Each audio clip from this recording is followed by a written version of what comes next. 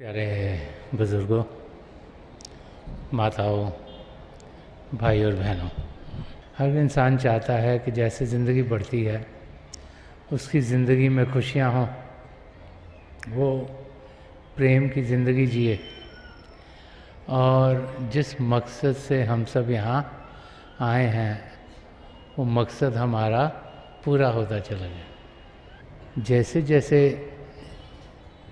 उम्र बढ़ती चली जाती है इंसान के अनुभव भी बढ़ते चले जाते हैं। वो अनुभव जो ज़्यादा लोगों के लिए सिर्फ शारीरिक रूप के होते हैं या मानसिक रूप के होते हैं, वो एक्सपीरियंसेस जो हम रोज़ाना ज़िंदगी जीते जीते पाते हैं।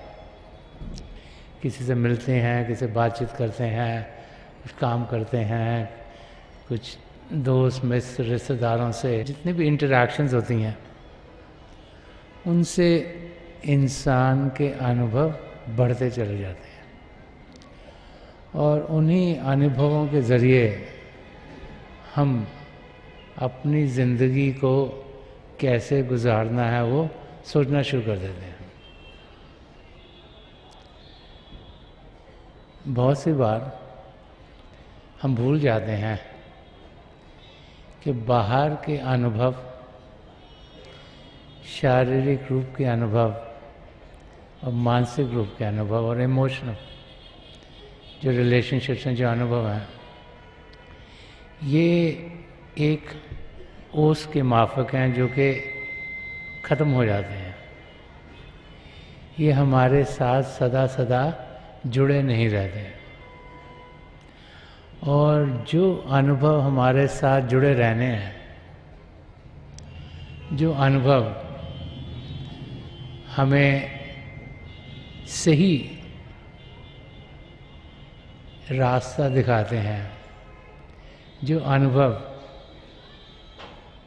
हमें असलियत की ओर लेके जाते हैं, वो बाहर के इंटरैक्शन से नहीं, वो रूह की जानकारी से मिलते हैं, वो आत्मा के मिलाप से मिलते हैं, वो प्रभु के अनुभवों से मिलते हैं और उन्हीं अनुभवों को पाने के लिए बार बार महापुरुष हमें समझाते चले आए हैं।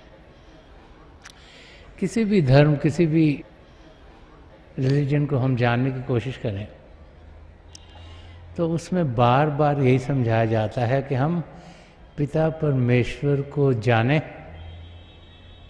उन्हें पहचानें और फिर अपने कदम उनकी ओर बढ़ाएं।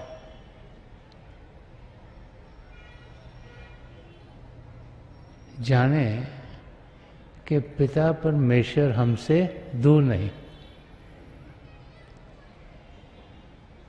ये न समझें कि क्योंकि हम उन्हें देख नहीं पाते, क्योंकि उन्हें सुन नहीं पाते, क्योंकि वो हमारी समझ के दायरे के बाहर हैं, तो हम उन तक पहुंच नहीं सकते।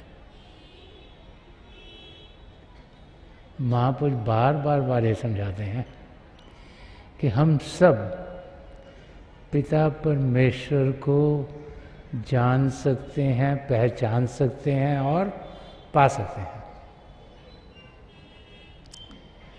हमने अपना ध्यान सही और लगाना है। अगर ध्यान प्रभु की ओर होगा, ध्यान पिता परमेश्वर की ओर होगा, तो फिर हमारे कदम सही रास्ते पर उठने शुरू हो जाएंगे। पिता परमेश्वर जिन्हें आँखों से देखा नहीं जा सकता, कानों से सुना नहीं जा सकता, उनकी नज़दीकी इंसान पाए कैसे? हम इस धरती पर बहुत कुछ दिमाग और बुद्धि से पाने की कोशिश करते हैं। जैसे बड़े होते हैं, हमें इस दुनिया की जानकारी मिलती है। माँ बाप से, भाई बहन से, स्कूल में जाते हैं टीचर से, दोस्तों से, मित्रों से, कहीं पे काम करते हैं जो हमारे सुपीरियर्स हैं उनसे। वो जानकारी हमारी इंटेलिजेंस को बढ़ाती है। और इस दुनिया में वो लोग जिनकी इंटेलिजेंस ज़्यादा है उन्हें कामयाबी इस दुनिया में मिलती है। तो इंसान की यही कोशिश होती है कि उसकी इंटेलिजेंस बढ़ती चली जाए, उसका ज्ञान इस दुनिया के बारे में बढ़ता चला जाए। क्योंकि उस बुद्धि के ज़रिए हम हर एक चीज़ को समझते हैं, जानते हैं, उसका इस्तेमाल करते हैं आगे बढ़ने के लिए।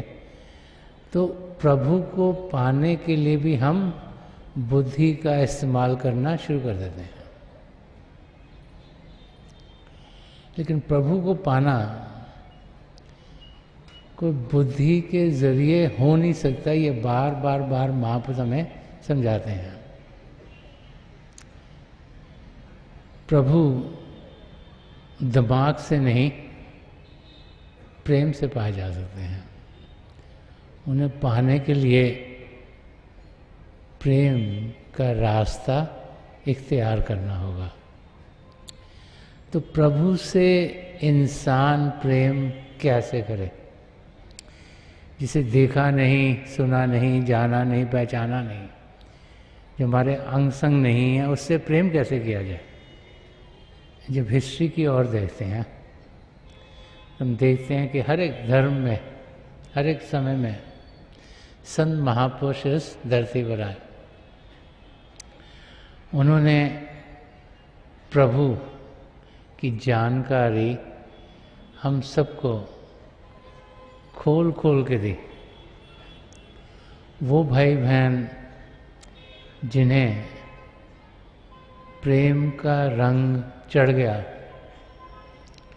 वो प्रभु को पाने के लायक हो गए। और वो भाई बहन जो दिमाग बुद्धि से ही प्रभु को पाने की कोशिश में लगे रहे, वो कभी भी उस कोशिश में सफल नहीं हुए।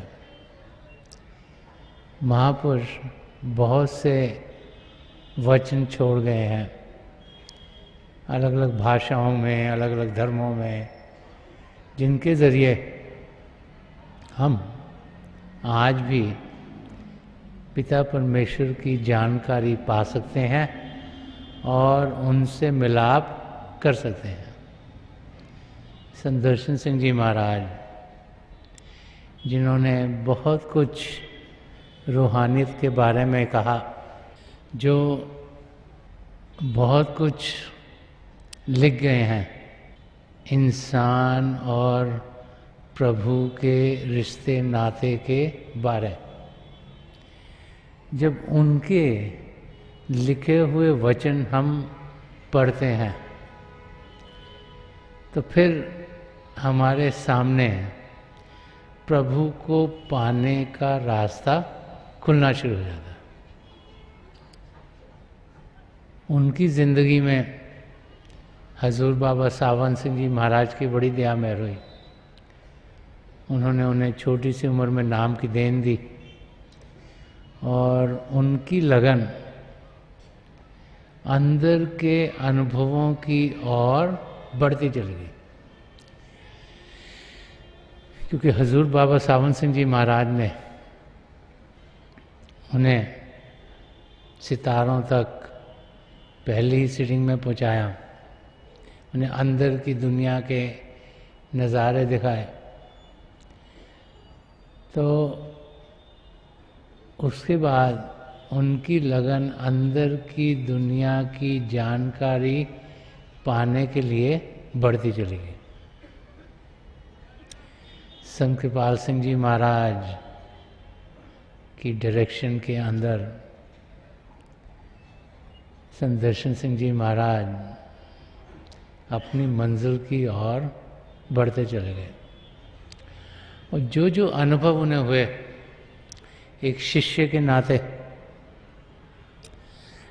अपने गुरु की जानकारी पाने के नाते, पिता परमेश्वर तक जानने के रास्ते के बारे में वो अनुभव उन्होंने अपने शेरों के ज़रिए हम सब तक पहुंचाए हैं। जब ये लिखे गए थे तब भी वो सच थे, आज भी सच हैं और सदा सदा के लिए सच रहेंगे। क्योंकि जो अंदरूनी अनुभव है वो बदलते नहीं। बाहर की दुनिया जो बदलती है, आज एक से लगाव है, कल है नहीं। आज एक बहुत नज़दीकी है, कल वही बहुत दूर हो गया। आज कोई हमें लगता है हमारी मदद कर रहा है, कल वही लगता है कि उसने हमें कुछ खराबी कर दी। तो इस दुनिया में चीज़ें बदलती रहती हैं। यहाँ कुछ ऐसा नहीं जो स्थायी है, जो सदा सदा के लिए रहे। लेकिन जो प्रभु के साथ जुड़ा हुआ है वो सब सदा सदा के लिए सच रहता है, उसमें कुछ बदलाव नहीं आता। जैसे गुरबानी में आया कि आज सच जुगाद सच, है भी सच नानक होसी भी सच। तो जो सच है वो शुरुआत में सच था, आज भी सच है, सदा सदा के लिए सच रहेगा, उसमें कोई चेंज नहीं आएगा। लेकिन जो बाहर की चीज़ें हैं उनमें चेंजेस आते रहते हैं, इसीलिए रिलेशनशिप बदलते रहते हैं। चीज़ें बाहर की दुनिया की बदलती रहती हैं, इसका मतलब नहीं कि अंदर की दुनिया में बदलाव आया। अंदर की दुनिया प्रेम की दुनिया है, अंदर की दुनिया हमें जागृत करती है, हमें रोशन करती है। अंदर की दुनिया हमें सदा सदा का सुख चैन देती है। और अंदर की दुनिया की जानकारी जिसने पाली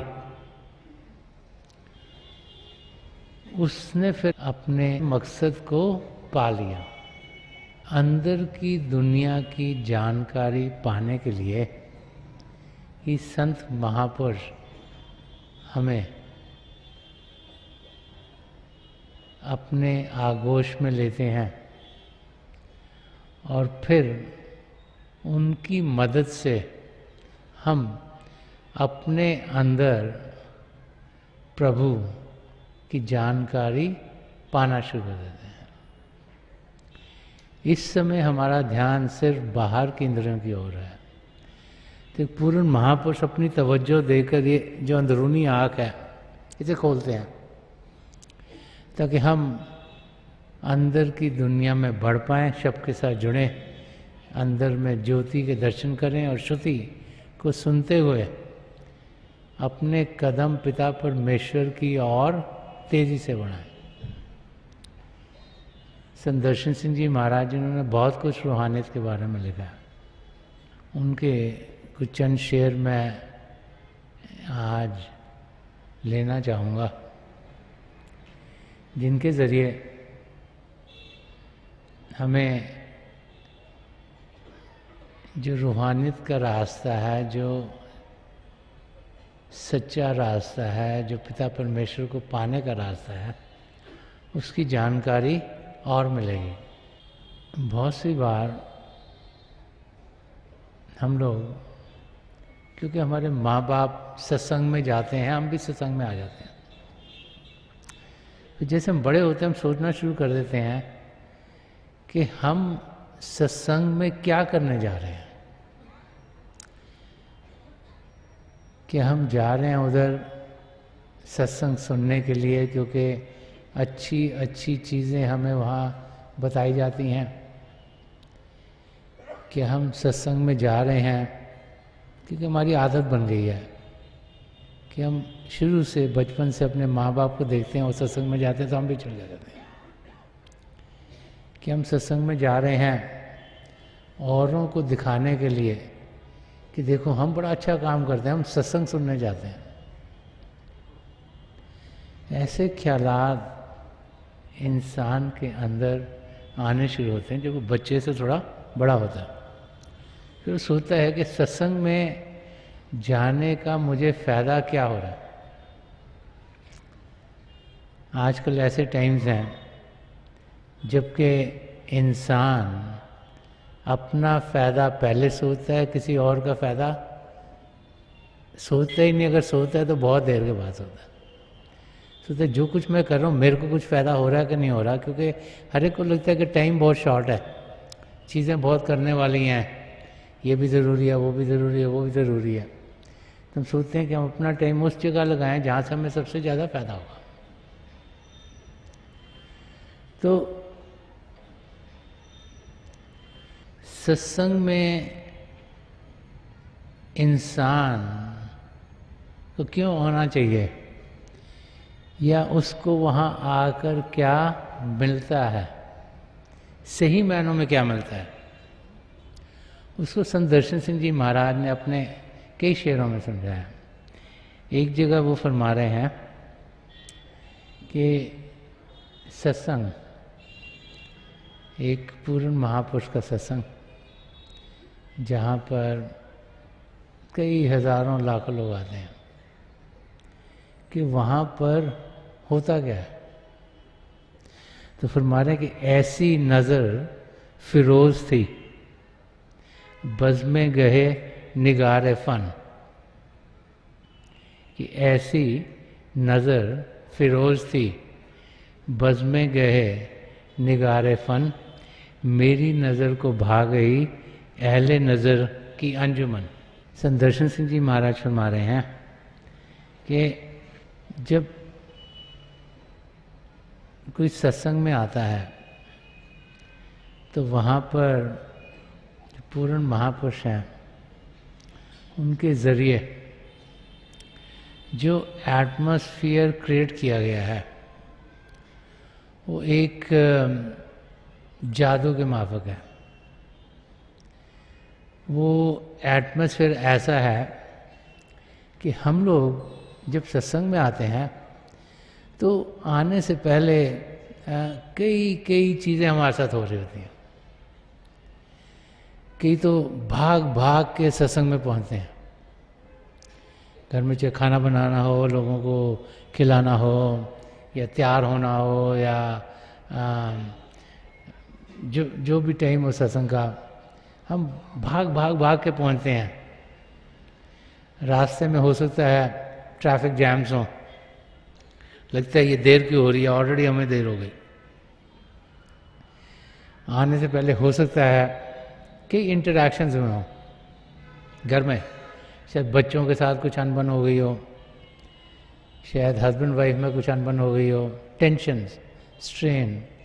हो सकता है कि हम बड़े आराम से आ रहे हों और फिर जो मन है वो कुछ काम के बारे, कुछ और चीज़ों के बारे में हमारा ध्यान दे देता है। तो सत्संग में आने से पहले तरह तरह की चीज़ें हमारे साथ हो रही होती हैं और हम उन्हीं में उलझ जाते हैं। लेकिन जब सत्संग में आते हैं तो एकदम से हमारा ध्यान उन चीज़ों से हट जाता है, हमारी अटेंशन उन चीज़ों से दूर हो जाती है, क्योंकि वहाँ पहुँचते सारे हमारा ध्यान पिता परमेश्वर की ओर हो जाता है। ये एक कला संत दर्शन सिंह जी महाराज ने अपने सद्गुरु की बताई है कि ऐसी नज़र फिरोज थी कि उस महापुरुष की नज़र में एक ऐसा जादू था, एक जागृति थी, एक रोशनी थी कि बज़्म गहे निगार फन के। बज़्म गहे जो सत्संग का एरिया जहाँ पे हम लोग सब इकट्ठे होते हैं, कि वहाँ पर उन्होंने उस कला का खेल बिछोड़ दिया जिसके ज़रिए वो कहते हैं कि उनकी नज़र में रोशनी थी, जागृति था, प्रभु का प्रेम था। और उनकी नज़रों के ज़रिए प्रभु का प्रेम हर एक तक पहुंचा था। ये नहीं कि वो इधर गया और उधर नहीं गया, उधर गया उधर नहीं गया, कि उनके ज़रिए जो पिता परमेश्वर का प्रेम है उसका अनुभव हम सबको होता है। और इसीलिए फरमा रहे हैं कि मेरी नज़र को भा गई अहले नज़र की अंजुमन। के जब मैं वहाँ गया तो शायद मैं पता नहीं कौन से रीज़न के लिए गया, शायद ज़बरदस्ती मेरे माँ बाप ले गए, चाहे मुझे आदत थी मैं चला गया, चाहे मुझे लगा चलो कोई अच्छी बात सुन के आऊँगा आज, चाहे सोचा चलो औरों को भी पता लगे मैं बड़ा अच्छा काम करता हूँ। रीज़न अलग अलग हो सकते हैं।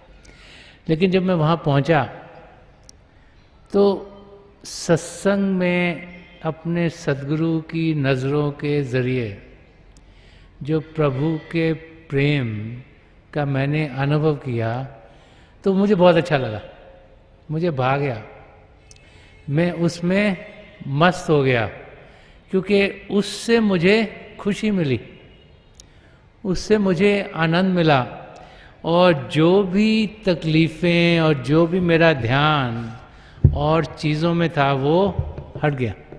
संत कृपाल सिंह जी महाराज की ज़िंदगी का एक वाक़या है कि एक भाई को उन्होंने नाम की देन दी। उसे कोई संतमत रास्ते या रूहानी रास्ते की ज़्यादा जानकारी नहीं थी, तो नामदान के लिए वो आया, महाराज जी ने उसको नामदान दे दिया। तो उसे जहाँ भी देखे वहाँ संत कृपाल सिंह जी महाराज दिखाई दे। तो वो महाराज जी के पास पहुँचा, तो जैसे महाराज जी कहा करते थे वो पहुँचा तो महाराज जी कहा आ गया भाई।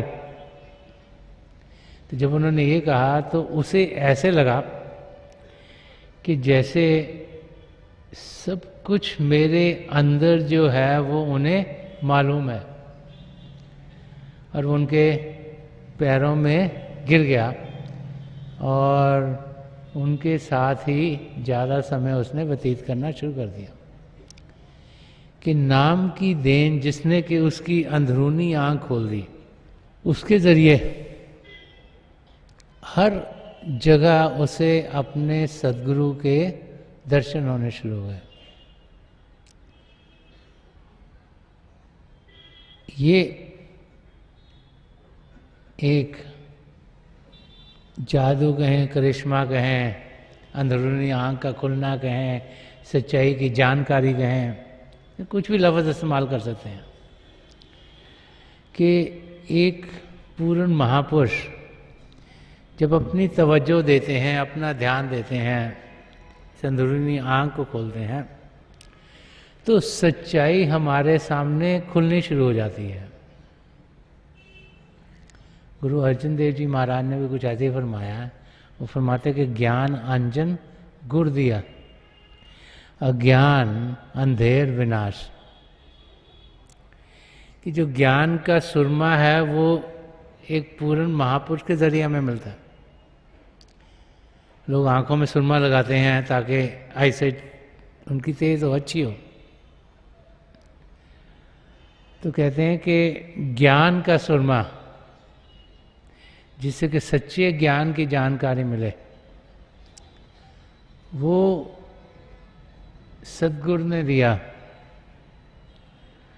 और जब ज्ञान उनके ज़रिए आया तो जो अज्ञान का अंधेरा था उसका नाश हो गया। अज्ञान का अंधेरा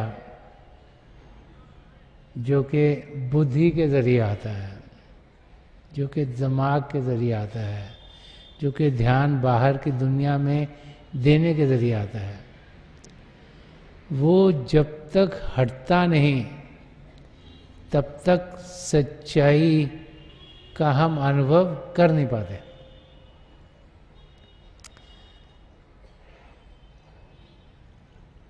सूर्य आसमान में रोज निकलता है, लेकिन जब बादल होते हैं तो हमें सूर्य दिखता नहीं।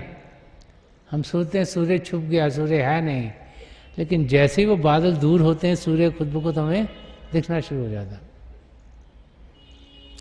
तो जब तक ये अज्ञान का अंधेरा दूर नहीं होता तब तक सच्चाई क्या है उसका हम अनुभव नहीं कर पाते। गुरु नानक देव जी महाराज ने भी एक पूर्ण महापुरुष हमें क्या देते हैं उसे समझाया। वो फरमाते हैं घर में घर दिखाई दे, कि घर में घर दिखाई दे सो सदगुरु पुरख सजान। कि पूर्ण महापुरुष ऐसा है जो इस देह में, ये जो हमारी आत्मा का घर है, बैठते हुए इस शरीर में होते हुए जो दसम द्वार का घर है, जो असली घर है, जहाँ हमने जाना है, उसके जो दर्शन दिखा दे, वही कह रहे हैं, वही एक सुजान पुरुष है, वही एक पूर्ण महापुरुष है। जिन भाई बहनों का ध्यान उस ओर होता है, जो उस लगन से आते हैं कि हम पिता परमेश्वर को पाएं, उनके प्रेम को पाएं, उनके प्रेम की जानकारी पाएं, वही सब कुछ पाकर उस सत्संग से उठते हैं। संत दर्शन सिंह जी महाराज ने जो वो पाते थे उसके बारे में फरमाया, फरमाते हैं उठे हैं दरे साखिए उल्फत से जो दर्शन। कि जो उल्फत से भरा हुआ दर है, जो हमारे साखी का, जो हमारे सदगुरु का सत्संग है, जो प्रेम से भरा हुआ है, कि उठे हैं दरे साखिए उल्फत से जो दर्शन, महसूस ये होता है कि कुछ पा के चले हैं। कि जब सत्संग से उठकर हम जाते हैं तो हमें अनुभव ये होता है कि हम वहाँ से कुछ गेन करके गए हैं, कुछ पा के गए हैं। कि जब आए थे उसका हमें फायदा हुआ है। ये तब होता है जबकि हम प्रेम के रास्ते पर कदम बढ़ाते हैं। तो आज के दिन मेरी हजूर बाबा सावन सिंह जी महाराज, परम संत कृपाल सिंह जी महाराज, अध्यात्म संत दर्शन सिंह जी महाराज के चरण कमलों में यही प्रार्थना है कि हम सब वो सब पाएं जो हमें चाहिए अपनी मंजिल को पाने के लिए। हम सब की मंजिल एक ही है, वो अपने आप को सही रूप में जानना और पिता परमेश्वर को पाना। कि हमारे कदम प्रभु की ओर तेजी से बढ़े, हमारे सद्गुरु की दया मेहर हम पर रहे, इन महापुरुषों के नजर करम हम पर रहे, उनकी दया दृष्टि में हम अपनी मंजिल की ओर तेजी से बढ़ते चले गए।